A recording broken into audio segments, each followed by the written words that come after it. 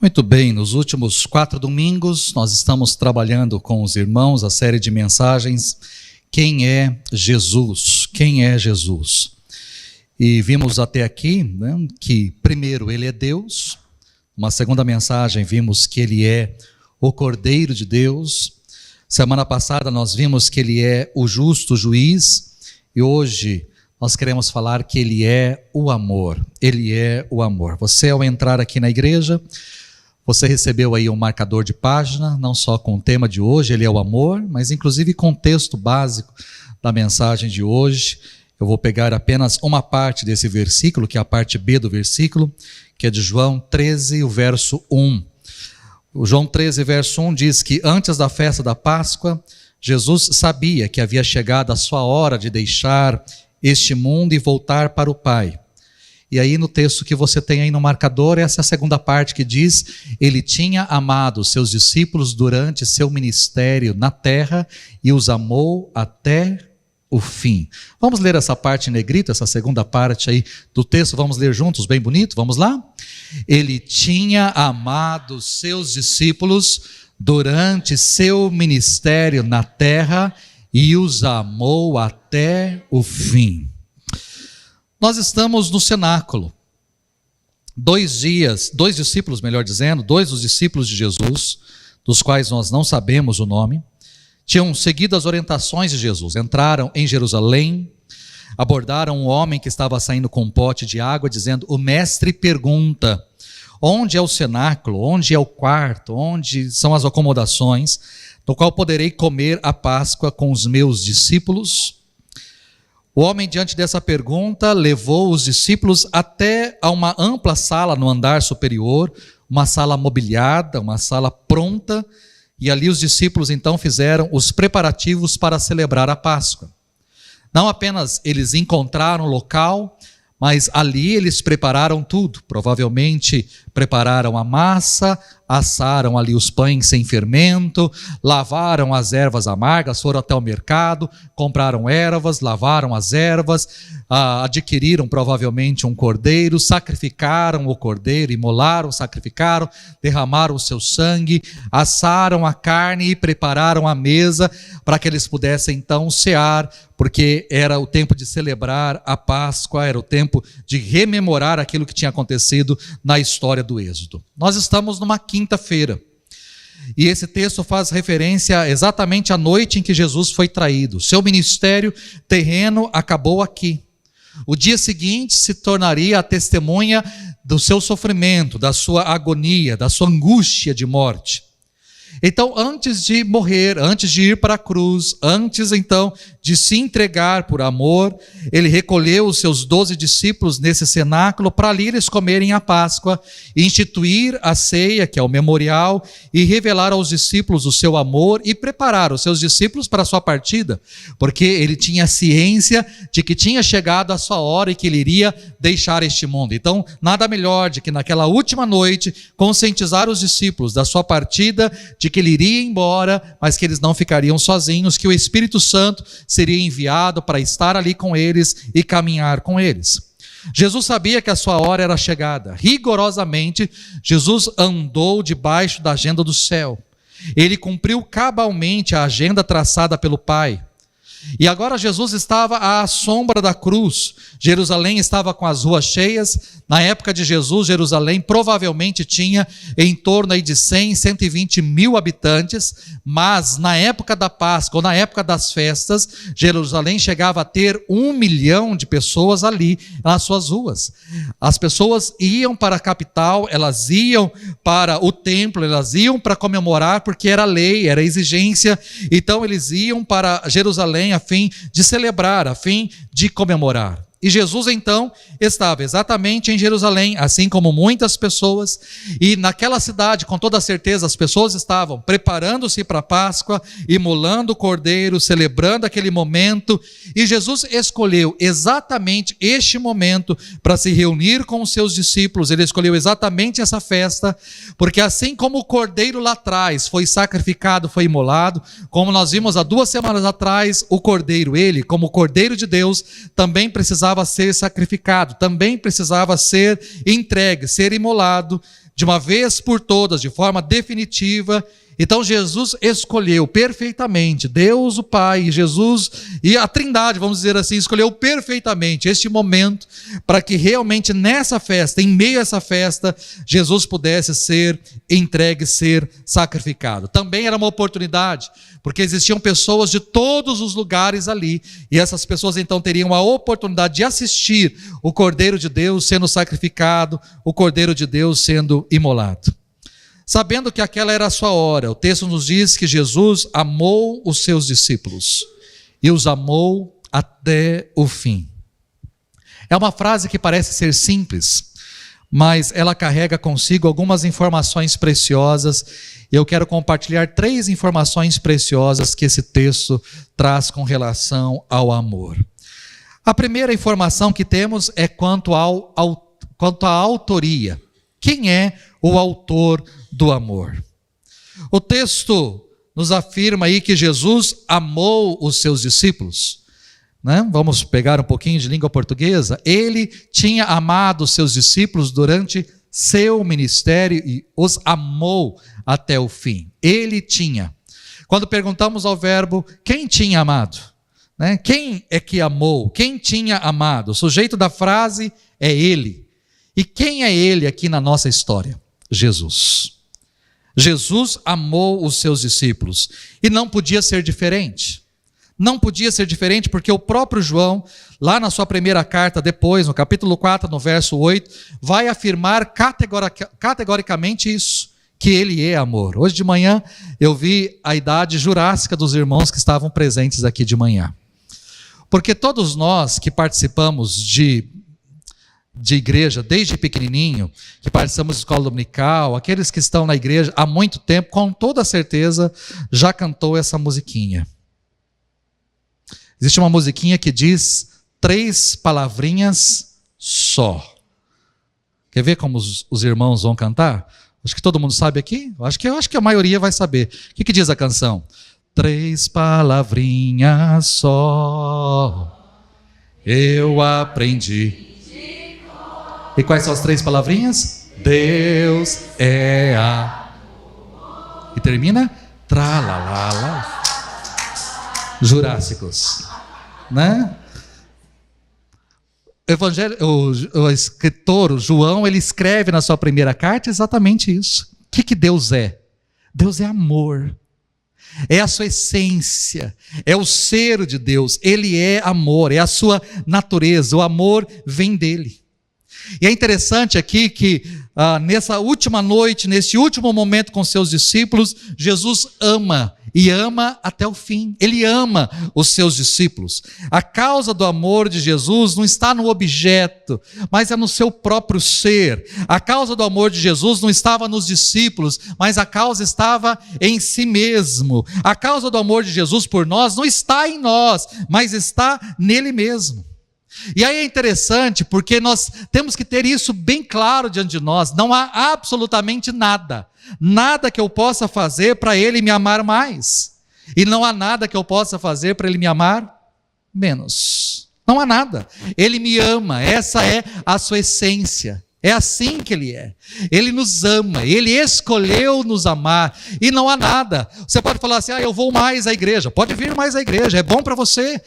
Eu vou ler mais a Bíblia. Você pode ler mais a Bíblia, é bom para você. Eu vou orar mais, eu vou buscar mais Deus. É muito bom para você. Você deve buscar, deve orar mais mesmo.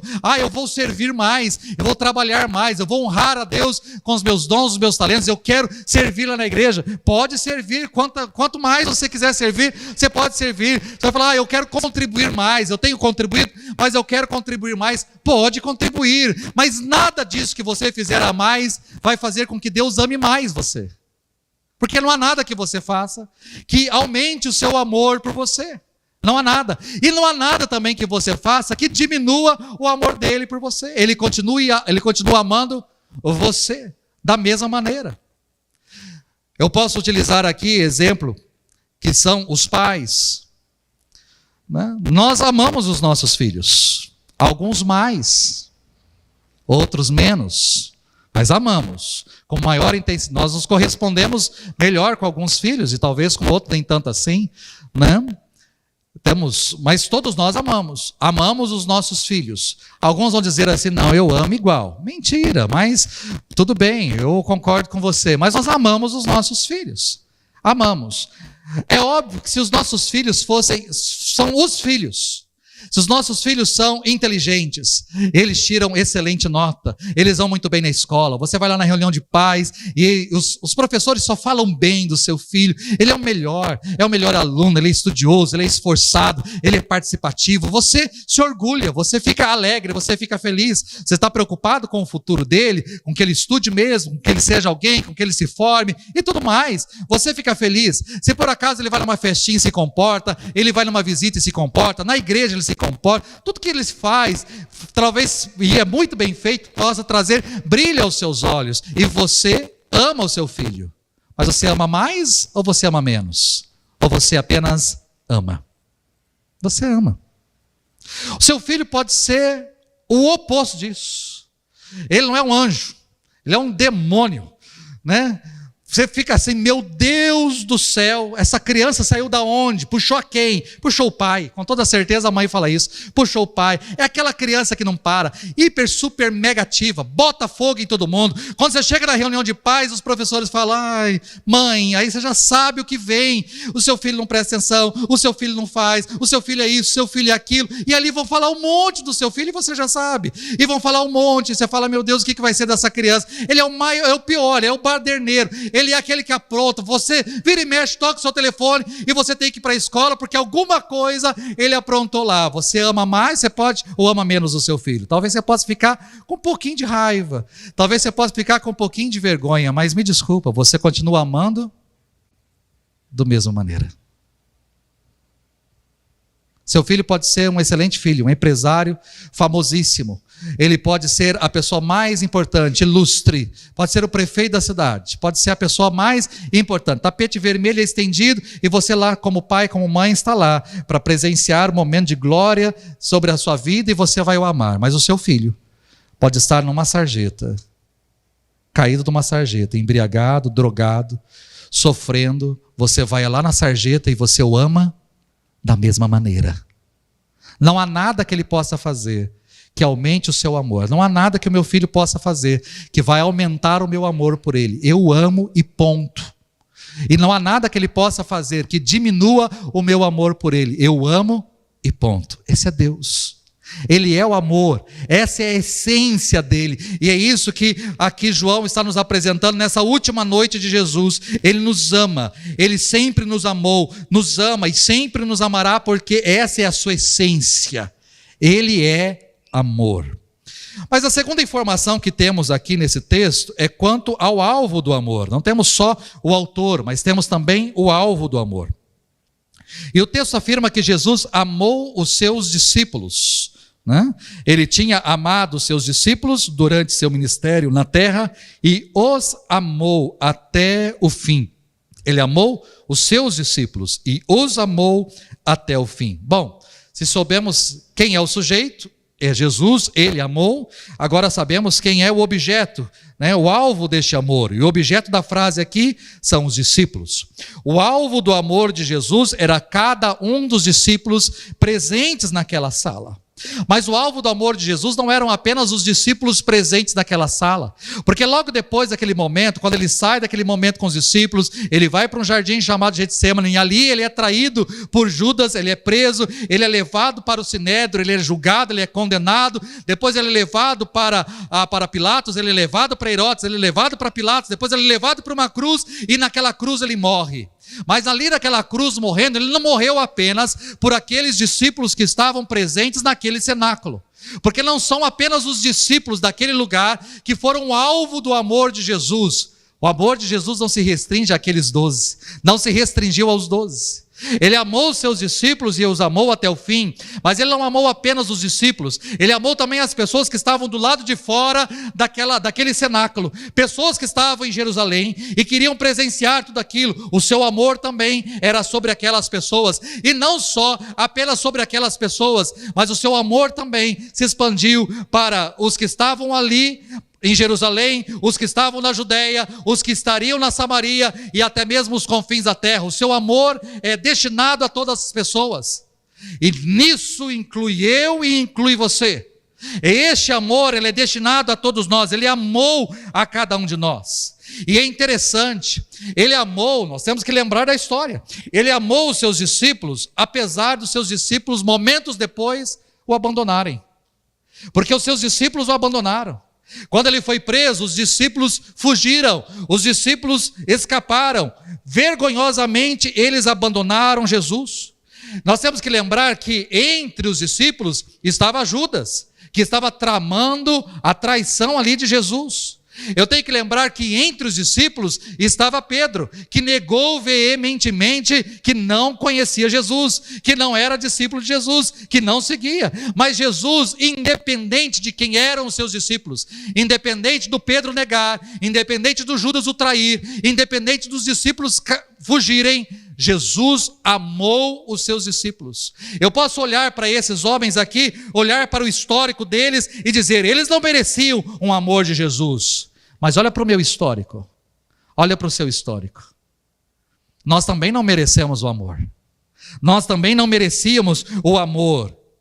Mas mesmo assim Ele nos amou e Ele nos ama. Não havia nos discípulos nada que fosse digno desse amor. Não havia e não há também em nós nada que nos torne dignos de receber o amor de Jesus. E o que me espanta não é a capacidade de Jesus amar um mundo tão grande, com tantos bilhões de habitantes. O que me espanta é a capacidade de Jesus amar gente como eu e como você. Gente má. Gente má. O que me espanta é a capacidade de Jesus de me amar, mesmo eu sendo quem eu sou.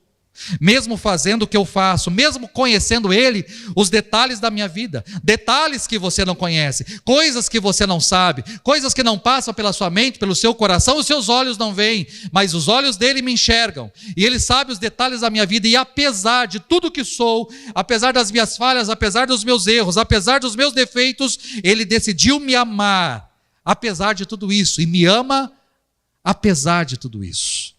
O seu amor engloba todos, engloba todas as pessoas, de todas as nações, de todas as tribos, de todos os povos, de todas as línguas, de todas as raças, de todas as culturas, de todas as classes sociais, de todos os nichos e espécies.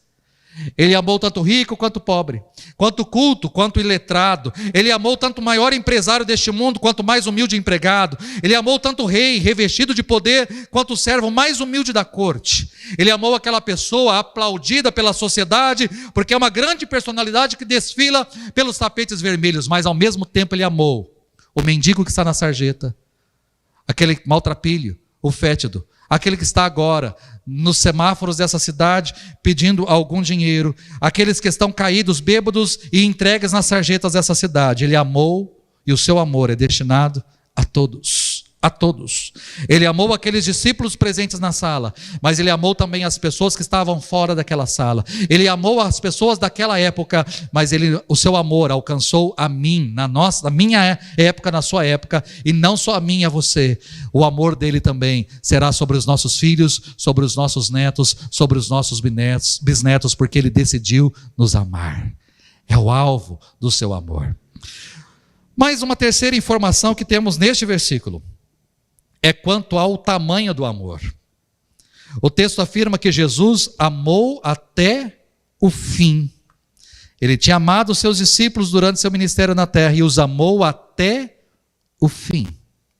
E o fim nós sabemos qual foi. A demonstração final do amor do Senhor foi na cruz. A maior demonstração de amor não foi naquela noite. Não foi no momento em que ele chegou ali no cenáculo, viu que estava tudo pronto, mas estava faltando gente para lavar os pés. Até a bacia estava lá, a água estava lá, a toalha estava lá, mas não tinha ninguém para lavar os pés. A sua maior demonstração de amor não foi o momento que ele pegou a toalha e a bacia e começou a lavar os pés dos discípulos, um por um dos discípulos, não. A maior demonstração de amor de Jesus não foi lavar os pés. A maior demonstração de amor de Jesus foi morrer na cruz do Calvário. Ali, quando ele entregou a sua vida, ali foi a maior demonstração de amor que nós podemos ter. Ali ele demonstrou o seu amor aos seus discípulos e a todos nós. É interessante que nessa mesma noite, pouco antes de sair para orar com os discípulos, no capítulo 15 de João, ele diz: já não os chamo servos, porque o servo não sabe o que o seu senhor faz, e em vez disso eu os tenho chamado amigos. E no verso 13 ele diz: ninguém tem maior amor do que aquele que dá a sua vida pelos seus amigos. Ora, antes da sua morte, Jesus declarou aos seus amigos o quanto ele os amava. Eu amo vocês, a ponto de dar a minha vida em favor de vocês. Eu vou morrer por vocês, eu vou morrer no lugar de vocês, meus amigos. Isso, de certa forma, para nós parece loucura, e de fato é loucura. Porque se você puxar aí pela sua cabeça, puxa, quantos amigos você tem? Eu não sei quantos amigos você tem, mas puxe, olha assim, talvez como eu, você não tem muitos amigos. Você tem um núcleo pequeno de pessoas com quem você se relaciona, não existem tantos amigos assim, mas puxe, quem são os seus amigos? Aí eu pergunto para você, por qual deles você morreria? Você morreria por alguém? Eu acho que... Você morreria por alguém? Por um dos seus amigos? Fala, nossa, essa daqui é a minha amiga, nossa, eu conheço ela desde o tempo de escola, e a gente conversa, tudo bem, mas você morreria por ela? Irmãos, vamos ser sinceros, não morreríamos. Talvez, a gente morreria pela esposa, talvez, olha, mas é assim, pelo marido, né? Talvez. Por um filho, provavelmente, a gente morreria. Por um filho, a gente morreria. Se por acaso você não morresse se você não morre pelo seu filho, marca uma consulta comigo, vamos conversar um pouquinho, vamos tratar o seu coração peludo, né? Mas provavelmente pelo seu filho você morre. Pelo seu marido, pela sua esposa, depende do momento. Né? Se um cara colocar uma arma na cabeça, falar assim, por favor, pode matar minha esposa, fique à vontade, né? Fique à vontade, caminhe com ela, não tem problema nenhum. Se quiser levar, pode levar, né? Mas amigo, e ele morreu. Ele morreu. É interessante que essa loucura foi apresentada pelo apóstolo Paulo. Quando o apóstolo Paulo escreve Romanos 5, no capítulo 5, verso 7, ele diz: dificilmente haverá alguém que morra por um justo. Embora pelo homem bom, talvez alguém tenha coragem de morrer, mas Deus demonstra seu amor por nós. Cristo morreu em nosso favor quando ainda éramos pecadores, quando ainda éramos inimigos, quando ainda estávamos longe, quando ainda estávamos afastados. Entenda, a cruz não é a causa do amor de Deus, a cruz é o resultado do amor de Deus. Deus não nos amou porque Cristo morreu por nós, Cristo morreu por nós porque Deus nos amou. O amor de Deus é a causa, a cruz é a consequência. Não foi a cruz que deu à luz ao amor de Deus, mas foi o amor de Deus que trouxe à luz a cruz.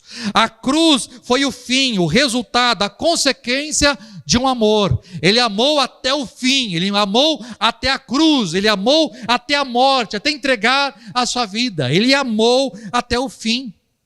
E é interessante porque se ele amou os discípulos até o fim, isso significa que teve um começo. E quando foi o começo?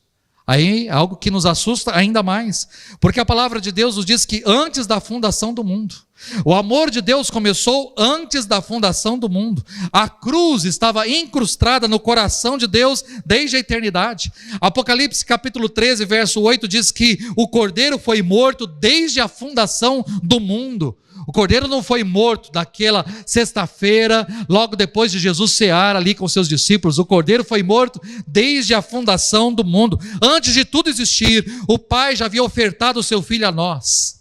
Ele já tinha entregue o seu filho. O filho já estava sacrificado desde o princípio, desde antes de todas as coisas. Deus amou a mim, Deus amou você antes de você nascer. Antes de lançar os fundamentos da terra, Deus já amava você. Antes que o sol brilhasse no firmamento, Deus já amava você. Deus já havia colocado em em seu coração você, antes que a terra desse o seu primeiro fruto, Deus já havia derramado o seu amor por você. Ele amou você, amou desde a eternidade. Ele planejou você, Ele sonhou com você, Ele pensou em você, Ele formou você no ventre da sua mãe. Ele viu os seus primeiros batimentos cardíacos, Ele viu quando você respirou pela primeira vez, quando a sua mãe pegou você no colo e ela amou você antes do amor dela. Deus já havia amado você. Você é alvo do amor de Deus, e eu preciso dizer isso, porque talvez existam pessoas aqui que não se sentem amadas, talvez existam pessoas aqui que foram rejeitadas a vida inteira, o pai não amou, a mãe não amou, nunca se sentiu amado em sua casa, nunca se sentiu amado pelos seus pais, nunca se sentiu amado pelos seus irmãos, mas independente da família em que você nasceu, Deus sempre amou você. Você é alvo do amor de Deus, Ele ama você, sempre amou você, Ele conhece você, detalhe por detalhe, cada pensamento, cada palavra, cada desejo, cada sussurro que sai da sua alma. Ele nunca, apesar dos erros e defeitos, Ele nunca desistiu de você, porque Ele te ama. Ele ama você, você é alvo do amor de Deus. Esse é o amor indescritível de Deus por nós. Um amor que não pode ser traduzido por palavras. Não dá para traduzir por palavras. Ele amou sacrificialmente. Ele amou e entregou tudo por amor. E esse amor implicou na encarnação, e esse amor implicou na morte. Às vezes nós não pensamos nisso, mas antes de vir a este mundo, Ele já existia, sempre existiu. Na sua glória, na sua majestade. Imagine Deus cercado por anjos, querubins, serafins, todos os seres viventes, eles estão ali 24 horas dizendo santo, santo, santo, santo, santo, santo. Eles estão louvando, e Jesus recebia esse louvor o tempo todo, estava ali, mas Ele deixou essa glória, deixou este lugar, deixou de ser espírito para habitar num corpo. Ele sentiu dor, cólica que um bebê sente, Ele sentiu. Ele passou por sede, Ele passou por fome, Ele viveu numa família pobre, Ele passou por todos os percalços de uma família pobre, simples, que eram as famílias lá daquela região.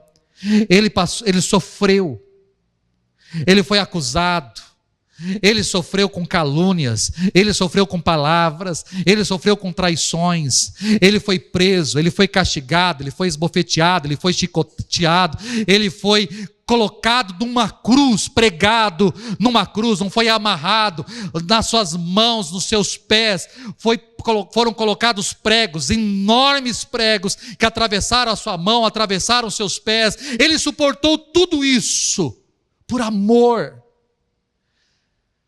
Marcos Lucado tem uma frase interessante, ele diz que pregos não prenderam Deus a uma cruz, o amor o prendeu. Nenhum prego poderia prender Deus naquela cruz. Não há prego neste mundo que possa prender Deus numa cruz, mas Ele permaneceu ali. As pessoas estavam embaixo tirando sarro, dizendo: salvou a tanto, salva-te a ti mesmo.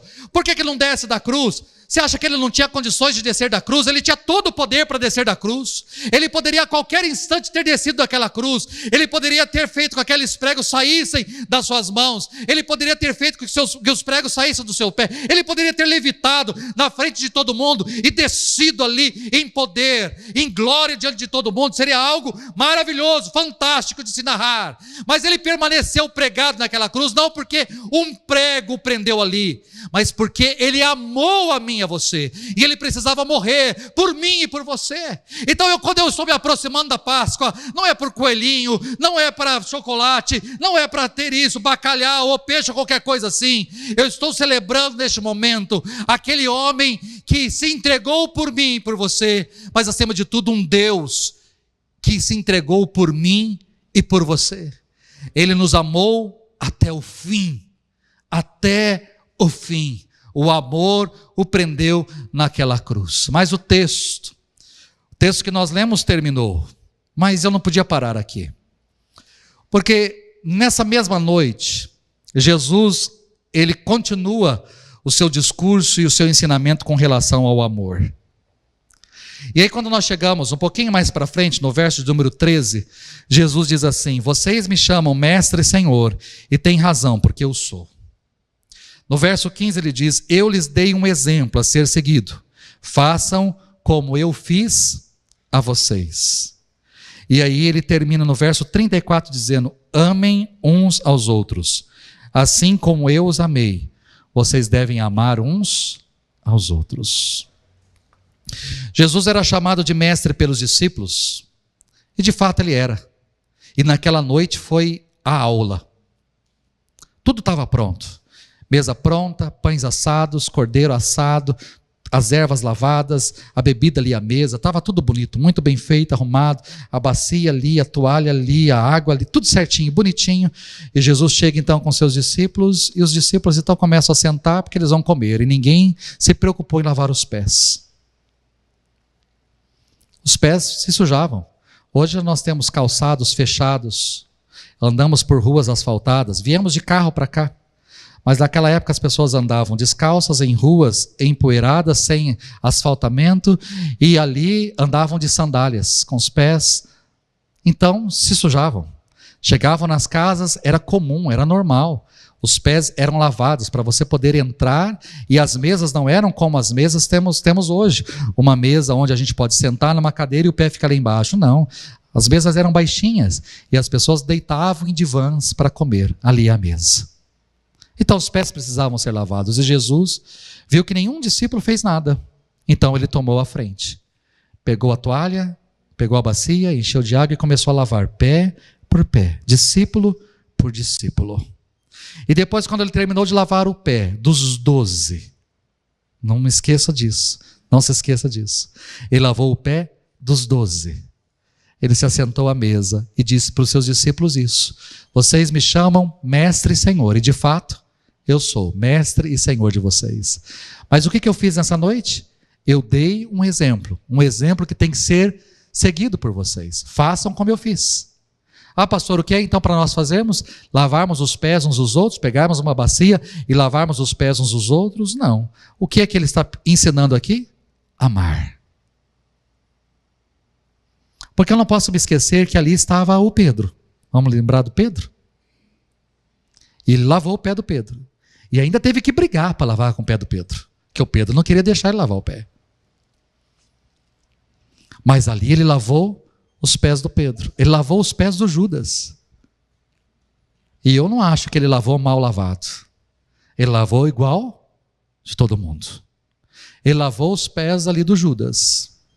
Dedinho por dedinho, tirou toda a sujeirinha, enxugou com a toalha, deixou o pé lindinho, cheirosinho, para ele participar ali da mesa. O que isso me ensina? Isso me ensina que eu preciso amar. Aquele que me amou, ele tem que me levar dia após dia a amar. Amar. Jesus era chamado de mestre e ensinou ali aos seus discípulos sobre o amor. E ele, como mestre das nossas vidas, também precisa nos ensinar a amar. Não é lavar os pés, mas amar uns aos outros. E como nós devemos amar uns aos outros? É interessante que nós normalmente pegamos os textos de Mateus, Marcos e Lucas com relação aos mandamentos.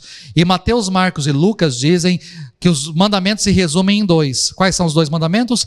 Amar a Deus acima de todas as coisas e amar o próximo como? A ti mesmo. Só que aqui Jesus não está dizendo para a gente amar o próximo como nós nos amamos. Ele está dizendo para nós amarmos o próximo como ele nos amou. E como é que ele nos amou? Difícil, não? Mas necessário. Na nossa vida nós vamos ser cercados por pessoas boazinhas, maravilhosas de a gente amar. Tem gente que a gente não precisa nem fazer esforço para amar. Não precisa fazer muito esforço, não. Aquela irmãzinha, sabe, que fala assim: vem aqui em casa tomar um café. Você vai rapidinho tomar um café. O cara fala: eu queria tanto conversar com você. Você fala assim: vamos amanhã, vamos conversar amanhã. Mas tem algumas pessoas que a gente fala: Jesus, será mesmo? Tem algumas irmãzinhas que a gente não tem vontade de tomar café, né? A gente não tem vontade de tomar café, não. Ela fala assim: eu preciso tanto conversar. É verdade, vou ver um dia. E você nunca vê esse dia. Por quê? Porque você não quer conversar com aquela pessoa. Existem pessoas que são maravilhosas, são amáveis, são pessoas ternas, são pessoas queridas, mas se você amar esse tipo de gente, qual é a vantagem? É o que Jesus nos ensina no Sermão da Montanha. Amar quem ama a gente, qual é a vantagem que tem? Até um pagão faz isso. Até uma pessoa lá do mundo faz isso. Amar uma pessoa que ama ele. Agora Jesus nos ensina a amarmos os nossos inimigos e a orarmos por aqueles que nos perseguem. Aí está o desafio. É amar aquela pessoa difícil. E sabe por que Deus permite que aquela pessoa difícil entre na nossa vida e permaneça na nossa vida? Para a gente amar. Para a gente amar. Eu tenho uma teoria que normalmente as pessoas boazinhas Deus leva. Repare como Deus leva algumas pessoas. Fala, puxa vida, você tem certeza? Morreu. Vai fazer uma falta, e vai fazer uma falta mesmo. Mas tem umas pessoas que Deus não leva. E eu já questionei Deus, por que Ele não leva algumas pessoas? Ele não leva. Né? Por que a Covid não levou? Para você amar. Né? Deus não permitiu que aquela pessoa morresse com Covid, para que você amasse essa pessoa. Ela entrou na sua vida, às vezes faz parte do seu grupo, participa da sua célula, está lá, aquela pessoa difícil, você fala, meu Deus, aquela pessoa é difícil. Ela é difícil mesmo. E sabe por que ela é difícil? Para você amar essa pessoa. Não é para você detestar, mas é para você amar. Amar. Nós precisamos amar uns aos outros. Precisamos lavar os pés uns dos outros. E o que é lavar os pés? Esvaziar-se a si mesmo. Esvaziar-se a si mesmo. Não levar em consideração o que Jesus levou. Ele era Deus, ele não levou isso em consideração. Ele não levou em consideração ser mestre e senhor. Ele pegou a bacia e lavou os pés. Ele serviu e se entregou. Da mesma forma, somos chamados a nos esvaziar, a morrermos para nós mesmos, a amar e perdoar aqueles que nos feriram, aqueles que nos traíram, servir aquele que não merece. Jesus poderia estar ali na mesa e falar assim, eu vou lavar só o pé do Pedro. Não, vou lavar só o pé do fulano. Eu vou lavar só o pé do João, porque o João é aquele que reclina a cabeça no meu peito, é o discípulo amado. Não, ele lavou o pé de todos, independente do que iriam fazer. Ele lavou o pé de todos, dos maravilhosos e dos difíceis, de todos. Por quê? Porque é assim que é amar.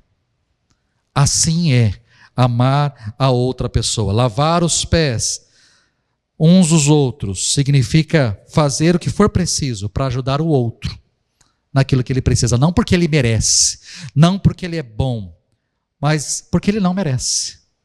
É que eu tenho que amá-lo. É um desafio? É um desafio. Mas é isso que o texto também nos ensina. Ele é amor. Amou a mim e a você. Se você está aqui nessa noite, eu espero que você esteja aqui não porque você foi atraído pelo ambiente, pelas luzes, pela poltrona, pela mensagem, pela banda. Não. Que você tenha sido atraído unicamente pelo amor.